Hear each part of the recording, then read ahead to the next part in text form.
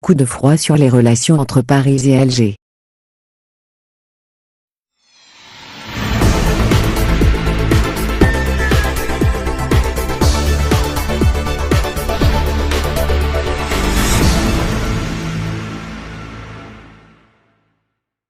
Promesse de campagne du président Abdelmadjid Tebboune, les autorités algériennes ont présenté un avant-projet de constitution qui limite à 2 le nombre de mandats du chef de l'État et renforce la responsabilité du Premier ministre devant le Parlement.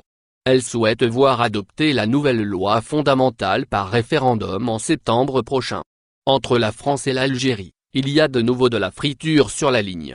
En l'espace d'un mois, l'ambassadeur français, Xavier Driancourt, a été convoqué 3 fois au ministère des Affaires étrangères à Alger pour se faire remonter les bretelles, notamment à propos d'une déclaration sur la liberté de la presse passée sur France 24 puis d'un tweet de l'état-major français désarmé, retiré depuis. Il s'agissait en fait d'une photo montrant un légionnaire français en train de clouer des plaques représentant différentes destinations géographiques dont l'Ukraine, Bayonne et l'Algérie, accompagnées de l'expression « On garde le cap ». Sur la plaque représentant l'Algérie, la mention Tizi Ouzou, le drapeau berbère et le terme Bilka, Kabyle en verlan, figuraient aux côtés du drapeau officiel. De quoi susciter l'ire de certains internautes et des autorités.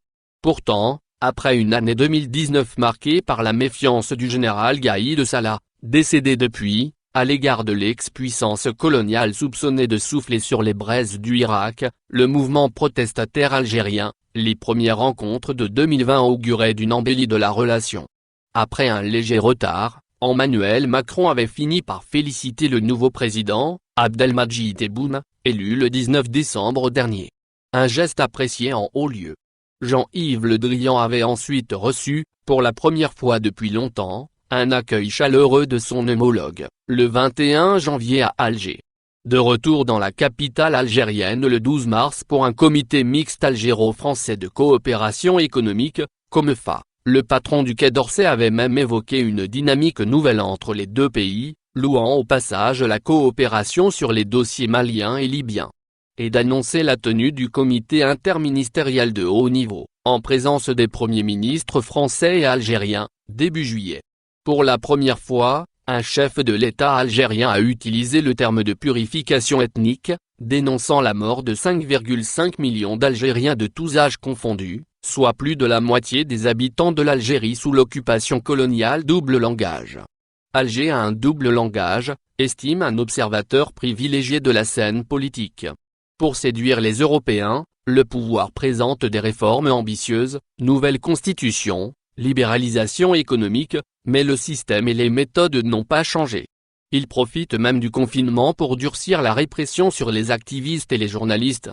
Ne tombons dans l'angélisme. Plusieurs déclarations et décisions récentes sont venues doucher les espoirs français.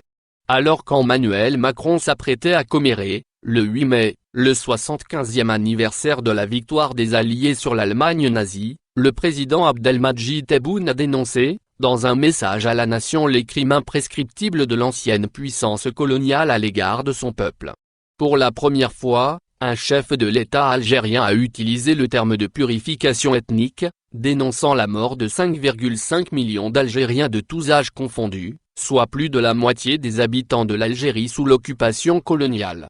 Le président Tebboune a aussi demandé aux historiens de son pays de faire la lumière sur ces crimes et à louer la maturité de son peuple pour faire échouer les manœuvres des courants et lobbies racistes de l'autre rive de la Méditerranée.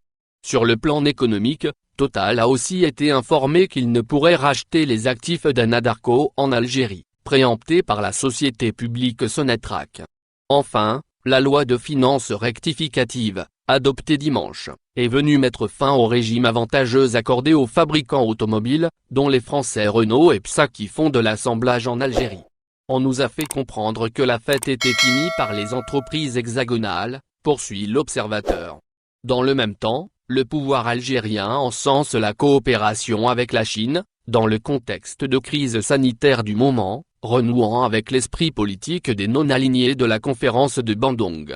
Les nouvelles autorités ne laisseront-elles que des miettes aux entreprises françaises? Il ne faut pas surinterpréter l'optimisme français qui retombe et l'enthousiasme chinois du moment, commente Thierry Perrault, sinologue et directeur de recherche émérite, CNRS/S. Les autorités algériennes sont familières de ce jeu entre les grandes puissances. Selon le co-directeur de Chine-Algérie, une relation singulière en Afrique, rive neuve, il ne faut pas surévaluer la relation sino-algérienne. Il y a eu une période d'euphorie au début des années 2000 avec l'attribution du marché de l'autoroute Est-Ouest et le contrat du port de Cherchell, sur lequel le pays est revenu en justifiant de recherches archéologiques. Mais l'Algérie ne pèse in fine pas grand-chose dans la stratégie économique globale de la Chine. La relation est avant tout politique. La période actuelle est une opportunité de réactiver l'esprit des relations révolutionnaires nouées par la République populaire de Chine au temps de la lutte anticoloniale du Front de Libération Nationale, FLN. En Algérie comme dans le reste de l'Afrique, les bisbilles françaises sur l'efficacité de la chloroquine ont des allures de querelles byzantines épouvantail chinois. Dans l'entourage du président Tebboune, on minimise toute posture anti-française. L'Algérie a simplement voulu garder la souveraineté sur les hydrocarbures, un secteur qui ne sera pas ouvert à la libéralisation actuelle, explique l'un de ses conseillers. La France savait aussi pertinemment que le traitement préférentiel accordé aux assembleurs automobiles allait arriver à terme. Nous sentons un rapprochement avec la Chine et le durcissement de la relation avec la France, évoque, pour sa part, un homme d'affaires algérien. Le nouvel exécutif est en train d'imposer ses hommes dans l'administration et les entreprises publiques.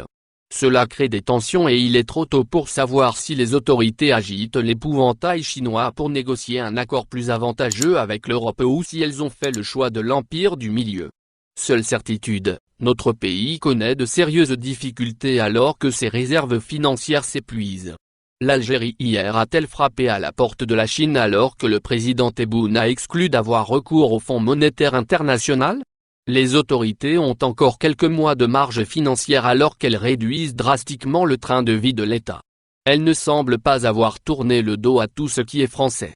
Elles ont généralisé les traitements à l'hydroxychloroquine du professeur Raoul pour lutter contre le Covid-19. En Algérie comme dans le reste de l'Afrique, les bisbilles françaises sur l'efficacité de la chloroquine ont des allures de querelles byzantines, explique Sami Gorbal de l'agence de relations publiques 35° Nord. Et le médecin français est auréolé d'un statut de bienfaiteur. Le combat de l'infectiologue marseillais contre Paris trouve aussi un écho dans des États qui ont lutté contre l'ancienne métropole. Au final, n'oubliez pas de vous abonner à la chaîne et appuyer sur la cloche pour recevoir toutes les nouvelles.